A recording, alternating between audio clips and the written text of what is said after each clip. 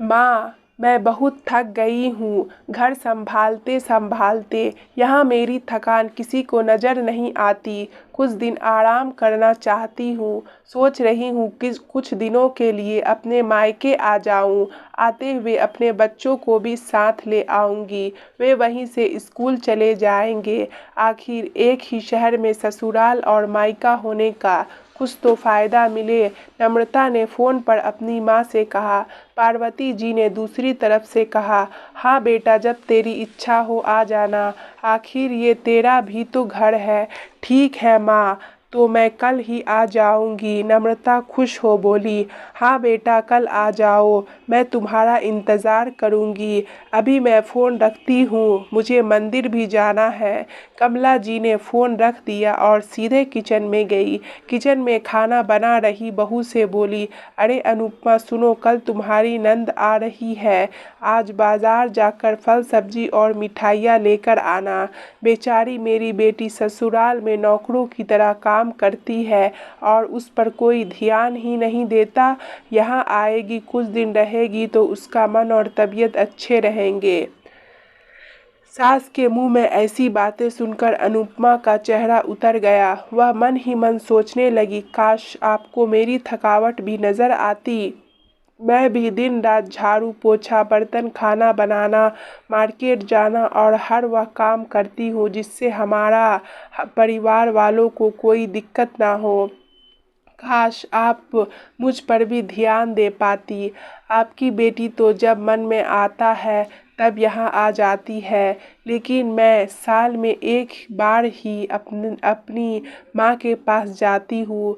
तब भी आपको प्रॉब्लम होती है। मैं भी तो इंसान हूँ, मेरा भी मन है। मुझे भी लगता है अपने माँ के पास जाकर थोड़ा आराम करूँ, सुख दुख की दो चार बातें करूँ, अपना मन हल्का करूँ। भगवान अब तुम ही कुछ करो ताकि मेरी सास की आंखें खुले और उसे मेरी थकावट भी नज़र आए। शाम तक भगवान ने जैसे अनुपमा की सुन ली और उसकी नंद का फ़ोन आया। नंद ने अपनी माँ से कहा कि उसकी सास ने उसे मायके आने के लिए मना कर दिया है, इसलिए इस बार वो नहीं आ सकती। पार्वती जी बोली, ऐसे कैसे मना कर दिया? पहले तो कभी वह तुम्हें आने के लिए नहीं रोकती थी, इस बार भला क्या हो गया?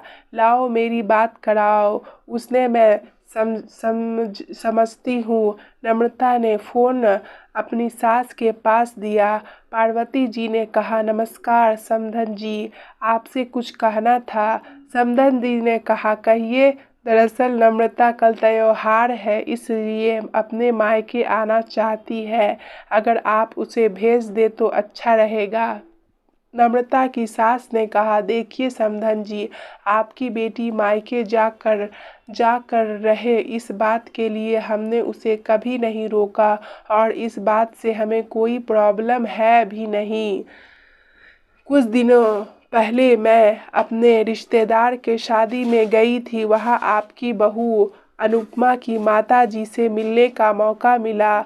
उनसे गपशप करने के दौरान उनकी बातों से पता चला कि अनुपमा को साल में एक ही बार अपने मायके जाने को मिलता है और वह भी बहुत कम समय के लिए। मुझे लगता है आपको पहले अनुपमा को उसके मायके भेज देना चाहिए और वह जब मायके होकर आ जाएगी तो मैं नम्रता को आपके पास भेज दूंगी। एक बहुत ज़रूरी बात जो मुझे लगता है आपको समझ लेनी चाहिए कि आपको अपनी बहू को भी बेटी की तरह या बेटी से भी ज़्यादा प्यार देना चाहिए। उसे भी मायके जाने की इच्छा होती होगी। हो सकता है नम्रता के वहाँ आने से उसकी आव भगत करने के लिए आप उसे उसके मायके नहीं भेजती होंगी, या फिर वह आपसे कुछ कहने से अभी डरती हो, मगर आप उसको घर में ही कैद रखेगी तो एक दिन ऐसा आएगा जब वह आपके खिलाफ बोलने लगेगी। फिर वह आपकी सुनेगी भी नहीं और जब चाहे तब अपने मायके जाएगी। ऐसी परिस्थिति आए, इससे अच्छा है कि आप ही कुछ बदलाव अमल में ले आए जिससे आपका रिश्ता और रिश्ते की मिठास खराब ना हो। पार्वती को अपने समधन के हर एक शब्द में सच्चाई नजर आई। उन्हें महसूस हुआ कि उन्होंने अपनी बेटी के प्यार में अंधे होकर कभी भी अपनी बहू के मन का विचार नहीं किया। उन्होंने हमेशा ही अपनी बेटी को अपने बहू से ऊपर रखा। दूसरी तरफ नम्रता भी अपनी भाभी के बारे में हो रही इस बातचीत को सुन रही थी। उसने भी रियलाइज़ किया कि वह कभी भी अपनी भाभी के साथ ठीक से बात नहीं करती और जब जब वह अपने मायके जाती है तो भाभी थोड़ी उदास रहती है। पार्वती जी ने अपनी बहू को बुलाया और उसे कहा कि अनुपमा कुछ दिनों के लिए नम्रता नहीं आने वाली है, इसलिए पहले तुम अपने मायके होकर आओ। यह सुनते ही अनुपमा का चेहरा खिल गया क्योंकि यह पहली बार था जब उसकी सास ने सामने से उसे अपने मायके जाने के लिए कहा था।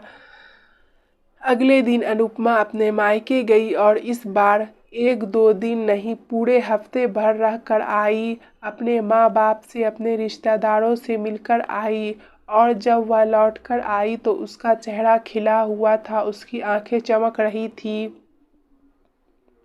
अनुपमा के आने के बाद नम्रता भी अपने मायके आई और इस बार वो खुद सामने से अपनी भाभी से खुशी खुशी मिली और अच्छे से बात की। नम्रता ने अपनी माँ से बात करके उन्हें भी अच्छे से समझने में मदद की कि वह कहीं ना कहीं अनुपमा के साथ गलत व्यवहार कर रहे थे। दूसरी तरफ अनुपमा अपने ससुराल वालों के बदले रवैया से बहुत खुश भी। अब वह खुशी खुशी सबका ध्यान रखती और हर काम प्यार से करती। वह ध्यान रखती कि कोई भी ऐसी बात या काम न करे जिससे घर में तनाव का माहौल पैदा हो। पार्वती जी अपनी बहू को खुद ही समय समय पर मायके भेज दिया करती।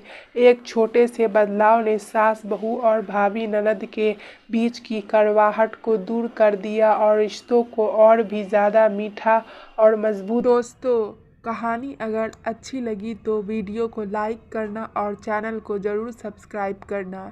मिलते हैं अगली वीडियो में, तब तक के लिए जय हिंद जय भारत।